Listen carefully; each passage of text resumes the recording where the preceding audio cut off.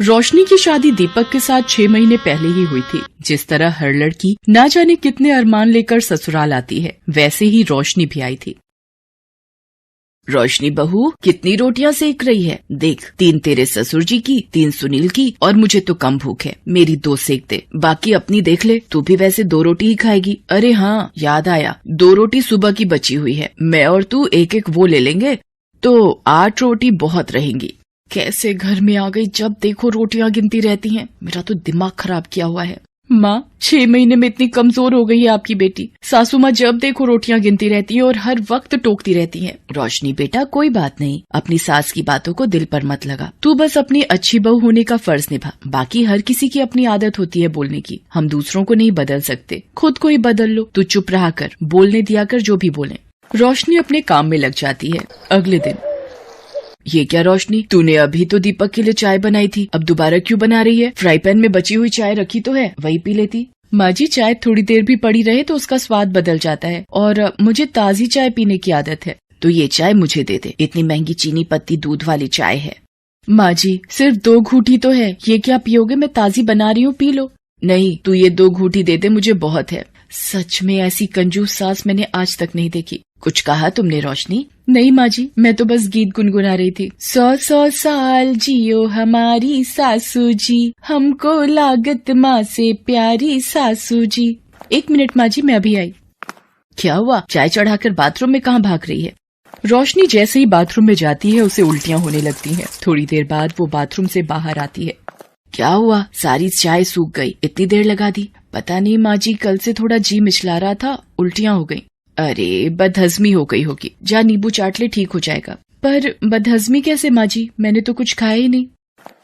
रोशनी कमरे में आकर अपनी माँ को फोन लगाती है। माँ, क्या करूँ फिर, आप ही बताओ, जाऊँ फिर डॉक्टर के पास या अभी रुक जाऊँ? 1 दिन और देख ले बेटा, नहीं तो एक काम कर, दीपक से प्रेगनेंसी टेस्ट करने वाली किट मंगवा लेना, हो सकता है तुझे दिन चढ़ गए हो। ठीक है माँ, कल तक देखती हूँ। रोशनी को शरीर में कमजोरी महसूस होने लगती है। तभी, क्या बात है रोशनी, इतने छोले चावल किसके लिए बनाए थे जब खाने नहीं थे? ये लोग तो सुबह लंच ले गए, उसके बाद वैसे के वैसे ही पतीले रखे हैं। जब नहीं खाने थे तो बनाए क्यों?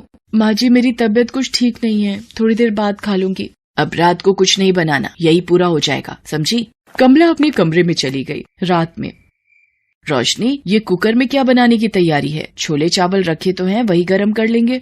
माँ जी, मेरी तबीयत ठीक नहीं है, इसलिए थोड़ी सी धुली मूंग की दाल की खिचड़ी बना रही थी। छोले रात में भारी हो जाएंगे मुझे। ये सही है, 2 उल्टी आई नहीं कि ढीले पड़ जाओ, बस चौथाई मुट्ठी बनाना अपने लिए। हम तीनों तो सुबह वाले छोले चावल ही खा लेंगे, इतनी महंगाई है भाई। बेचारी रोशनी पहले ही तबीयत खराब से परेशान थी, ऊपर से कमला की कंजूसी। अगले दिन रोशनी को फिर उल्टियाँ होने लगती हैं। वो दीपक को बताती है। वो प्रेगनेंसी टेस्ट किट ले आता है। रोशनी चेक करती है। दीपक, मैं माँ बनने वाली हूँ। क्या? ये तो बहुत ही खुशी की बात है रोशनी, मैं आज बहुत खुश हूँ। क्या तू माँ बनने वाली है? चल ठीक है, अब थोड़ी बचत करनी शुरू कर दे, आगे 2 से 3 हो जाओगे तो खर्चे बढ़ जाएंगे। माँ जी, मैं दीपक के साथ डॉक्टर के पास होकर आती हूँ। अरे, उसे क्यों परेशान कर रही है, उसे काम पर जाने दे, मेरे साथ चलना। दीपक काम पर चला जाता है। रोशनी कमला के साथ डॉक्टर के पास जाती है। मैंने रोशनी का चेकअप कर लिया है, सब कुछ ठीक है, बस अपने खान पान का ध्यान रखना और कोई भी चिंता फिक्र करने की जरूरत नहीं है। ये कुछ ताकत की दवाइयाँ और टॉनिक लेने हैं। कितनी फीस हुई डॉक्टर? जी 1500 रुपए। क्या 1500 रुपए? ये कुछ ज्यादा नहीं है, और दवाइयाँ अलग खरीदो। माँ जी, अभी तो दो, घर जाकर सुना लेना। अब इतने पैसे यहाँ लग गए, दवाइयाँ भी 1200 की आ गई। अब ऑटो के 80 रुपए नहीं दूंगी, पैदल चल ले। पैदल चलना गर्भवती के लिए अच्छा होता है। कहाँ फंस गई मैं इन जैसी कंजूस के साथ। कमला और रोशनी घर आ जाते हैं। अब रोशनी गर्भवती थी तो उसे ज्यादा ध्यान रखने की जरूरत थी, पर कमला की कंजूस आदत से वो कैसे पीछा छुड़ाती। एक दिन, रोशनी, ओ रोशनी, कहाँ है? माँ जी, बाहर हूँ, ये दशहरी आम वाला भैया आया हुआ है, वही ले रही हूँ। ओ भैया, क्या भाव दे रहा है? अम्मा जी 70 रुपए किलो दिए हैं 2 किलो के, तुम 60 रुपए दे देना, बोनी का टाइम है। अरे, क्या लूट मचा रखी है, औरतें देखकर भाव बढ़ा दिए, और ये आम तो हैं भी बिल्कुल बेकार पिलपिले से। पर माँ जी, मेरा आम खाने का बहुत मन था। अच्छा, तुझे आम खाना है, ये ले भैया 5 रुपए, ला एक आम दे दे। क्या अम्मा जी है, इतनी कंजूसी, सिर्फ एक आम? तो क्या पूरा ठेला खरीद लूं? ला, मुफ्त में दे, काम देगा, बड़ा आया बात करता है, चल जा यहाँ से। रोशनी गुस्से में घर के भीतर आ जाती है और अपने कमरे में चली जाती है और सारी बात अपनी माँ को बताती है। अब तुम ही बताओ माँ, इतनी कंजूसी, वो भी आम खरीदने में। मेरा इतना मन था आम खाने का। कोई बात नहीं, तो दीपक को बोल देना, वो शाम को लेता आएगा। उसी शाम रोशनी के ससुर रोशनी के लिए कुछ सामान ला। कमला, ये देसी घी और थोड़ा ड्राई फ्रूट, बादाम, काजू वगैरह लाया हूँ। रोशनी बहू को 9वां महीना लग गया है ना, उसे कुछ न कुछ खिलाती रहा करो। अरे आप भी ना, इतना देसी घी और ड्राई फ्रूट क्या करना था, थोड़े बहुत ही ले आते, बेकार की फिजूल खर्ची करते हो। लाओ दो, अच्छा मैं रसोई में रख देती हूँ। कमला सारे ड्राई फ्रूट और घी छुपा कर रख देती है। अरे इतने महंगे बादाम काजू थोड़े दे दूंगी, सारे खा जाएगी। ये घी भी एक कड़छी निकाल लेती हूँ, एक हफ्ता तो चल ही जाएगा, बाकी छुपा देती हूँ।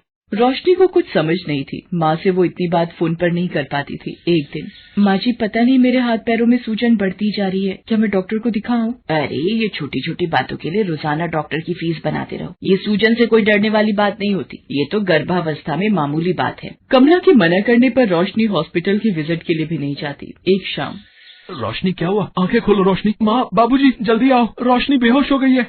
अरे बिस्तर पर लिटा दे, थोड़ा पानी के छींटे डाल, आ जाएगा होश। दीपक कोशिश करता है पर रोशनी होश में नहीं आती। वो रोशनी को हॉस्पिटल लेकर भागता है। डॉक्टर वहाँ रोशनी का चेकअप करती है। ये क्या हाल बना दिया है आपने रोशनी का? आपको पता भी है रोशनी का बीपी कितना बढ़ा हुआ है? और इनकी तो अपॉइंटमेंट थी 15 दिन पहले की, वो भी मिस की हुई है। आपकी इतनी बड़ी लापरवाही से रोशनी की जान भी जा सकती है।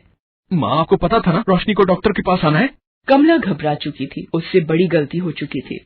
कमला, अब तो शर्म करो, इतनी कंजूसी, तुम अपनी ही बहू के साथ ये व्यवहार करोगी? मुझे नहीं पता था, वो तुम्हें माँ कहती है। उसने अपना मायका छोड़ हमारे घर को अपनाया है। अगर बहू या बच्चे को कुछ हो गया तो ऐसा ना हो सारी जिंदगी तुम्हें पछताना पड़े। माँ, अगर आपको मेरे और रोशनी के रहने से कोई परेशानी है, बस एक बार रोशनी ठीक हो जाए, मेरा बच्चा सकुशल दुनिया में आ जाए, फिर मैं अपनी पत्नी और बच्चे को लेकर हमेशा के लिए चला जाऊंगा। नहीं नहीं दीपक, मुझे माफ कर दे बेटा, मेरी आंखों पर कंजूसी की पट्टी बंधी थी, मैंने सही को गलत नहीं समझा। दीपक के पापा, आप भी मुझे माफ कर दो। मैं एक ऐसी सास हूँ जिसने अपनी ही बहू को मौत के मुंह में धकेल दिया। भगवान मुझे क्षमा कर दो। कमला रोने लगती है, तभी डॉक्टर आ जाती हैं। बधाई हो, बेटा हुआ है। माँ और बच्चा दोनों ठीक हैं। सब लोग बहुत खुश होते हैं। घर आने के कुछ दिन बाद दीपक रोशनी से कहीं और चलकर रहने के लिए कहता है, पर रोशनी मना कर देती है। दीपक, माँ जी को छोड़कर मैं कहीं नहीं जाऊंगी, वो मेरी माँ है, मैं उन्हें छोड़कर कहीं नहीं जाऊंगी।